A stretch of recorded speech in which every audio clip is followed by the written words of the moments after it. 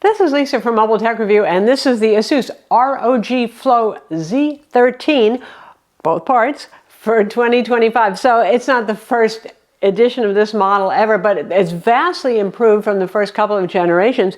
Think of it as a Surface tablet that actually finally really can game. We're going to look at it now. So Microsoft Surface Pro has been certainly popular over the years, but one thing it is not is wildly performant, especially the latest Snapdragon iteration when it comes to things like wanting to do some games. And some people actually do need a tablet-esque Windows sort of computer, and they would like to be able to play games. That's not an unfair ask, right? So that's what this is about.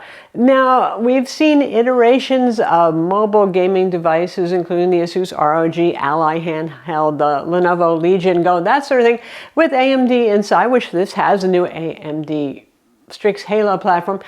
And, you know, in their own little small sandboxes, literally, they did okay. But part of that was that the fact that probably, you know, you're looking at a 7-inch screen, you're playing at 720p, where that actually can look crisp and fine, and they can do that, but they can't really scale up, right? So if you're looking at something that is 13.4 inches, which this is, that's just not going to cut it if you want to play even a couple of year-old games. You know, forget asking about the most recent games, perhaps. Well, this new platform from AMD finally is what you were hoping for, right? This is kind of one of those leap forwards. People are comparing to the Apple M4 CPU, and I'm not going to get into that whole mess. Very different kind of device here. But yes, it can actually play games, and you'll see game footage going on, and it's kind of mental to think that, you know, I'm testing things like Cyberpunk, which is a real pig, and that was one of the hardest ones for it, and it was very playable. Some of the games that we were testing, I actually played it in native resolution, which is QHD+, or 1600p resolution. And in fact, I did that not with an older game, but I thought, okay, well, Assassin's Creed Shadows, let's bring that one out. And at medium settings, running that at QHD+ resolution, it managed, you know, I would like to see the frame rate a little bit higher, and that was a mix of medium and high settings there, but it was playable in the 40s for frame rate. If you want higher, obviously drop the resolution down to 1080p, and it would rock. This is mental for something that is a bit thicker, heavier version of a Surface Pro kind of device. It is 2.65 pounds, not counting the keyboard, which is about 1.2 kilograms. Add another 0.4 kilograms for the keyboard there. So this is a heavier carry, and the power brick is a 200-watt small gaming laptop style brick, so that's also a bigger carry. All right, so that's the introduction here. And then the next thing that we're going to do is talk about pricing, which here in 2025, all discussion of pricing is going to get very confusing very soon. But anyway, starts at $2,000. That's with the AI Max 390 processor. We have the higher end version, and that one's $2,300. $300 more, I said go for it there. And that has the Max Plus 395. This is the one with the new 8060S iGPU inside that just is killer. So if you actually are buying this because you want to do some games on it, get that one. It's worth the extra $300. Now you're going to say, geez, I can get a nice gaming laptop for that. You could even look at Asus ROG Zephyrus G14s for 2025, which won't have as powerful a CPU as this, go figure, but they will have dedicated NVIDIA graphics, so they will be even more capable. It depends on what you're looking for. There are people who want a tablet, right? Who need a tablet. And much as Asus doesn't mention anything beyond, yes, it has a touchscreen, woohoo, it does support Microsoft Pen Protocol pens, which is the Surface Pro pen. Works just fine on this. So it makes sense for creative types who need a little more heavy lifting. They're doing more than just sketching in Sketchbook Pro or something. They're doing renders, they're doing many, many layers in Photoshop, all that sort of stuff, where it becomes useful to have something more than Surface Pro level of horsepower. And then obviously it's got game. Nice. Another improvement also compared to the 2022-2023 editions of this is improved battery life, where those went for about 3.5 hours for productivity kind of work. This one can do about 7 hours. You put it in echo mode, brightness set to 200 nits, and not bad given the performance. Now, obviously, if you're going to play games, it's going to be way shorter. I suggest playing games plugged in. I suggest that with even gaming laptops, higher frame rates and battery life just sucks when you're playing games on any laptop. So that's pretty nice. I mean, that's not much worse than some of the Intel Surface Pros that were on the market, right, in terms of battery life. So that's nice. What would I complain about? Well, I would praise and complain at the same time. The display. I know they didn't want it to be even more expensive. I've been spoiled, though, with the Asus Zephyrus G14, which you can get with an OLED display and then mini LED displays and all that sort of nice stuff. This is just an IPS display. The good news is it is wide gamut. It's full P3 and it's like 550 nits. So it's a very bright display, which is important for a tablet for outdoor use. But it looks really good on its own. The colors are saturated. The contrast looks pretty good. Black levels aren't great, but still when you're that bright, that's fair. It looks really good until you put it next to an OLED Surface Pro, which you can see here, it's the Surface Pro 6. And then you're like, well, it could have been better. But again, I guess price consideration probably more than anything else there. It is QHD plus resolution and it's high refresh rate, 180 Hertz. And of course, it can step down to 60 Hertz refresh when you're on battery power if you do need longer run times.